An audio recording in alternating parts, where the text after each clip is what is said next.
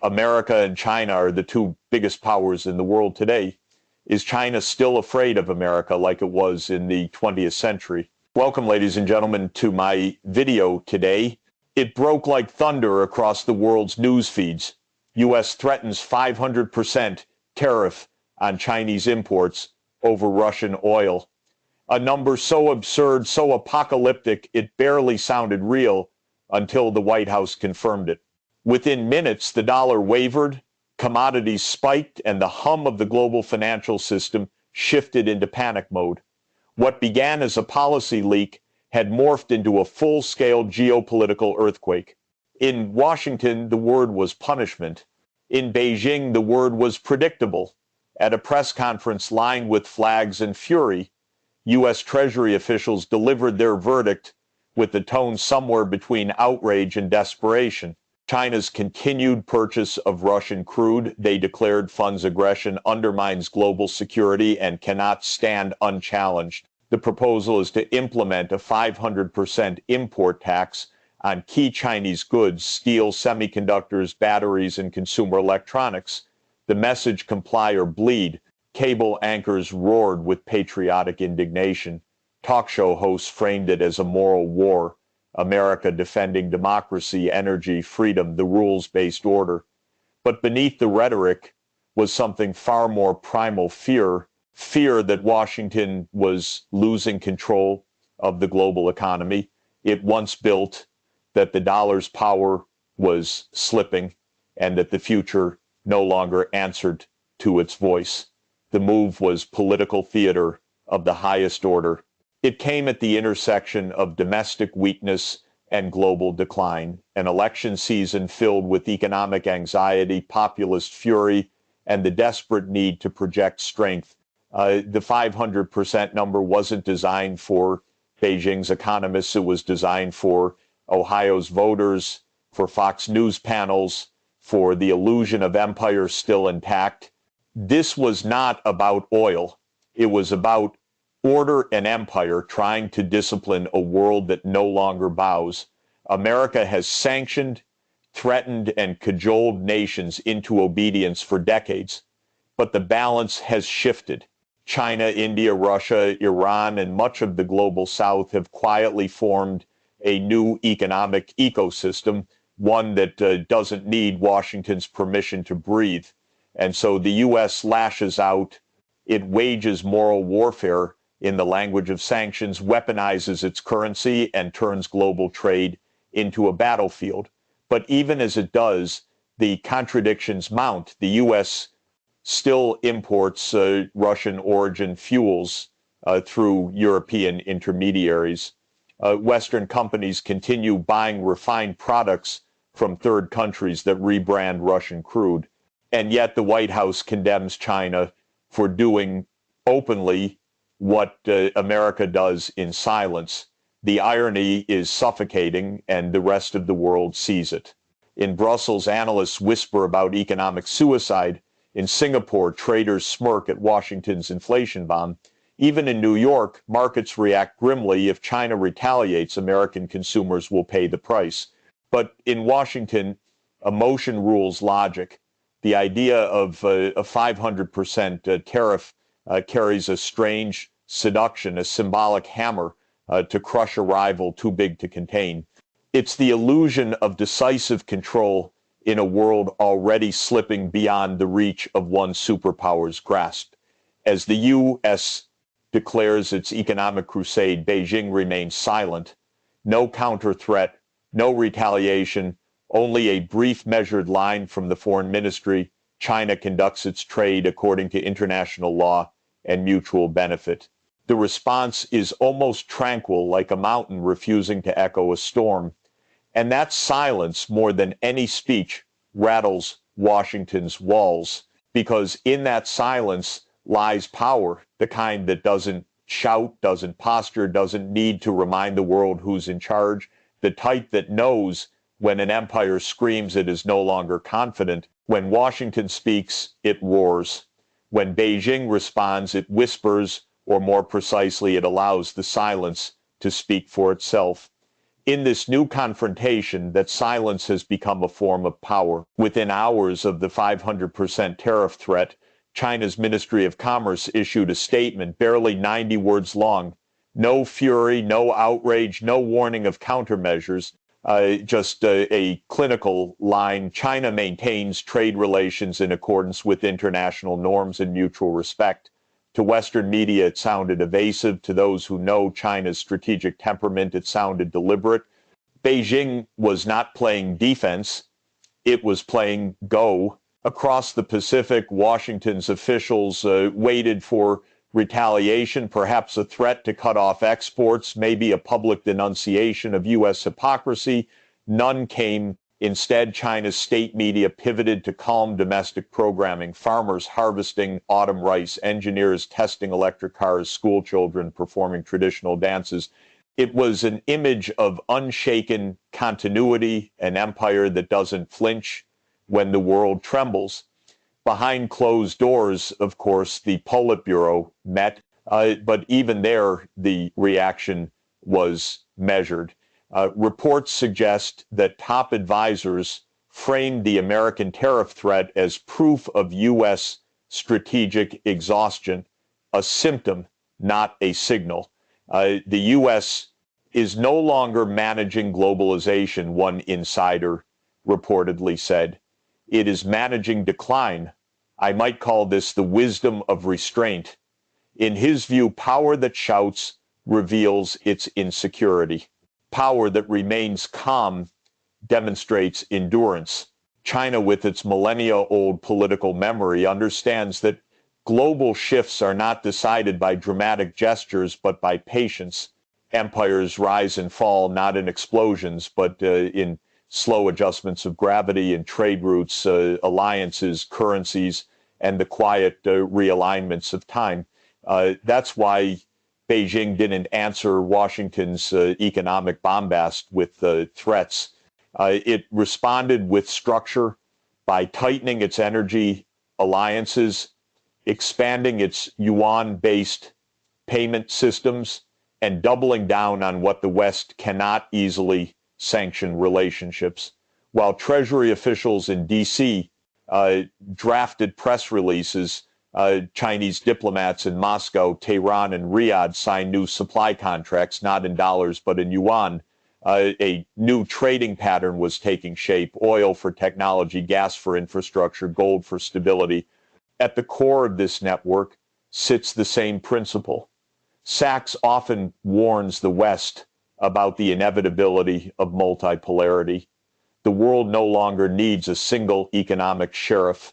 It is learning to govern itself. Therefore, for Beijing, the U.S. tariff threat is not a crisis. It's an opportunity to accelerate the shift away from dollar dependency and toward a parallel global system. Every sanctioned tariff and act of economic coercion pushes the world 1 inch closer to that outcome. In Western think tanks, analysts call this the China paradox. How can a nation accused of authoritarianism and overreach appear more composed, more rational than the democracy that threatens it? The answer lies in contrast. Washington acts as though time is running out. Every headline, every move framed as a last chance to stop China. But Beijing operates on a horizon of decades, not election cycles. It doesn't need to win this week. It needs to outlast. This calm is not weakness. It's a strategy.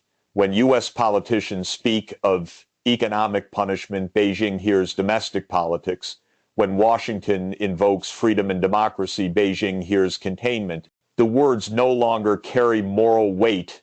They have the weary tone of empire. And so instead of confrontation, China offers composure, a silent rebuke wrapped in diplomacy. One could imagine the scene in Beijing's Zhongnanhai compound, the leadership gathered in dim light, reviewing reports not just of tariffs, but of shifting alliances of Latin American ports, switching to Chinese logistics firms, of African nations embracing yuan settlements, of European investors quietly lobbying their governments not to follow Washington's lead. The realization is quiet but profound. The world has changed and America can't stop it. Beijing doesn't need to declare this truth. It only needs to let time reveal it. That's the difference. In philosophies, the U.S. seeks to dominate history. China seeks to endure it. To the West, China's restraint looks robotic, even cynical.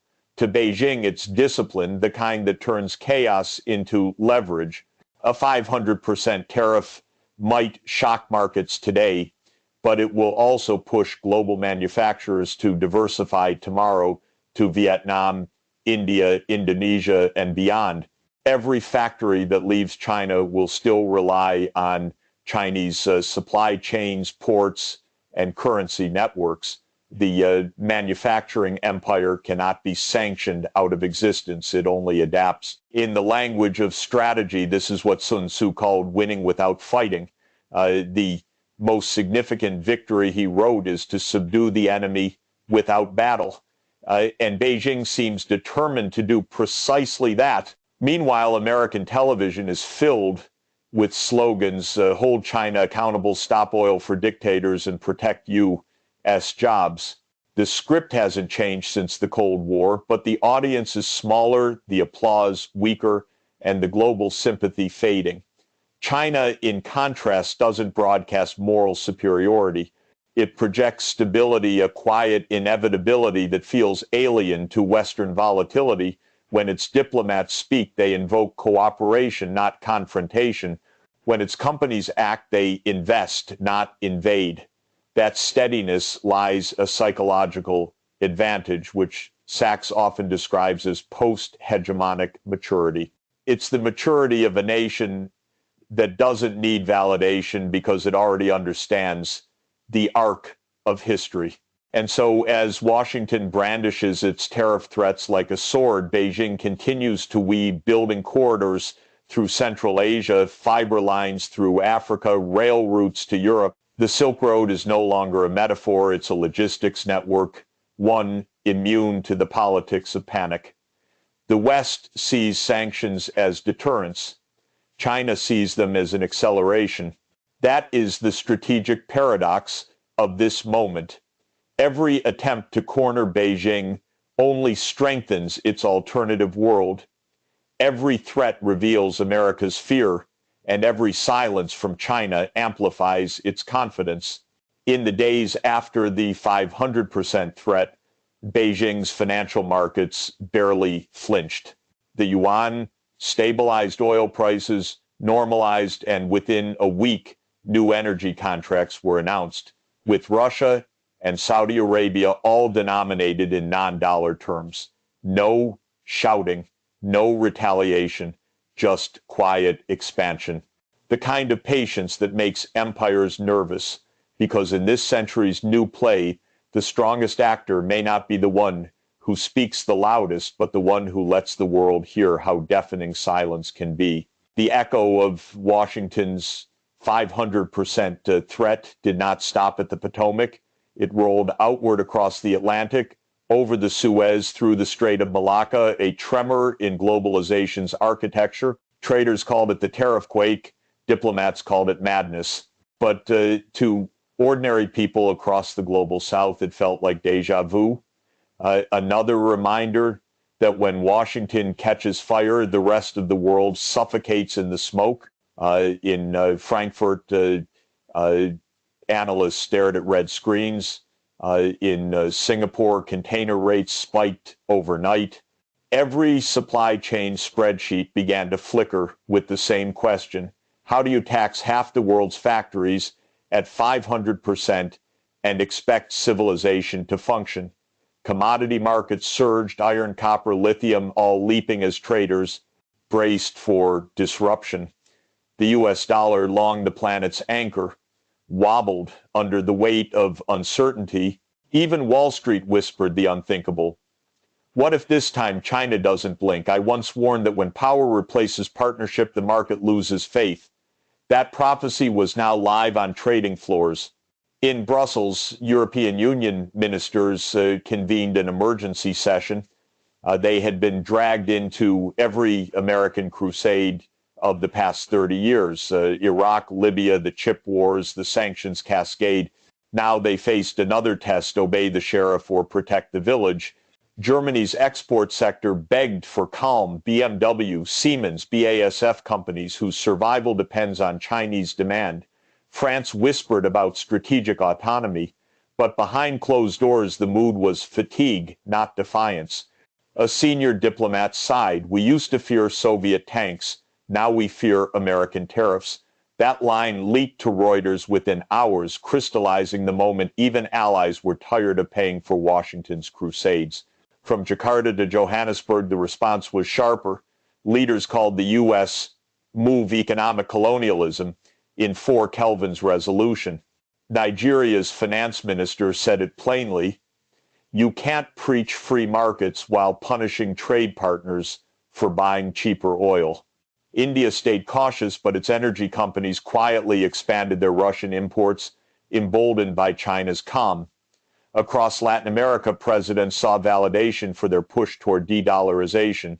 And in the Persian Gulf, Saudi and Emirati officials accelerated talks on yuan-based oil sales, a symbolic crack in the dollar wall. Each response was small, technical, bureaucratic, but together they spelled something monumental. The world's patience with U.S. moral authority had expired. On American television, the script played predictably. Panelists spoke of standing up to dictators. Think tank pundits compared the tariff to Reagan's courage. But beyond the screens, reality is a bit harder. The industries that were supposed to benefit U.S. manufacturing, agriculture, tech were terrified.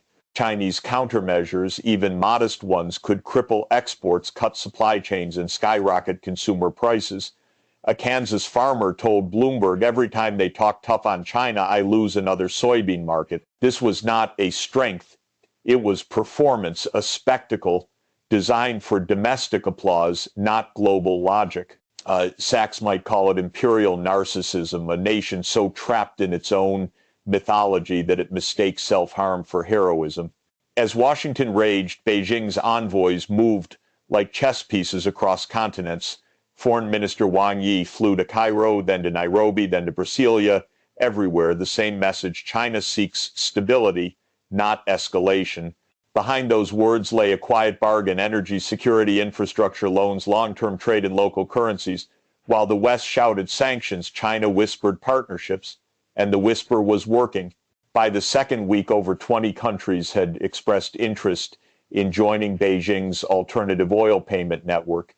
The so-called petro-yuan was no longer an idea, it was a system. What Washington didn't realize was that the world no longer judges power by decibels. In the 20th century, power was tanks and speeches. In the 21st century, it is composure and continuity. Beijing's silence had become a mirror reflecting the West's hysteria upon itself. When an empire trembles, its noise grows louder. When a civilization rises, its tone grows still. Sachs might say, this is the sound of post-American reality. Not the collapse of the United States, but the normalization of everyone else. By month's end, economists stopped calling it a trade dispute. They began calling it the bifurcation. 2 parallel worlds, one orbiting around Washington's sanctions and the dollar, the other is anchored by Beijing's credit lines and energy corridors. The tariff threat, meant to isolate China, accelerated the division. Globalization wasn't dying, it was mutating from a single Western-led network into a multipolar ecosystem where no one state could pull the plug. The IMF warned of irreversible fragmentation. Sachs wrote simply, we are witnessing the birth of the post-hegemonic order. The final irony came from ordinary people. In Cairo's markets, traders laughed at America's sermonizing. In Mexico City, cab drivers asked why democracy always came with higher gas prices. In Jakarta, a student said, the U.S. used to build, now it punishes. That sentiment captured the moral inversion of our time. The country that once sold hope now exports threats. and the nation, once accused of obedience, now embodies patience. When Washington realized that the diplomatic center of gravity had shifted east, Europe hedged, Asia adapted, Africa diversified, Latin America aligned with whoever offered credit without lectures, the tariff meant to isolate China had instead isolated Washington's credibility. Global markets had absorbed the blow and learned to move around it. As one veteran diplomat in Geneva put it, when the U.S. shouts obey and the world keeps trading anyway, that's not defiance. That's evolution. By the time Washington's fury had settled into the evening news cycle, the world had already moved on. The headlines still screamed of tariffs and retaliation, but the markets, the diplomats, the quiet corridors of power, they had accepted the unspoken truth. The American century was over, not collapsed, not destroyed, just fading like a star that still burns bright but no longer lights the sky. The United States was once the architect of an extraordinary order. It built the post-war institutions, the global highways of trade, the dollar system that powered a century of prosperity. But what began as a vision of openness has decayed into a weapon of control. Sanctions have replaced diplomacy. Threats have replaced treaties. Fear has replaced faith. A nation that once exported dreams now exports regulations. And in that inversion lies its quiet tragedy. I might describe it as the fall of moral authority before the fall of military power. America's armies still roam the world, but its word, once sacred, once trusted, no longer carries the same weight. When the U.S. says partnership nations hear compliance.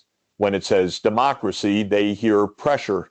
And when it says freedom, they ask for whom Beijing never needed to win this confrontation. It only needed to wait for Washington to lose control of itself. And that is precisely what happened.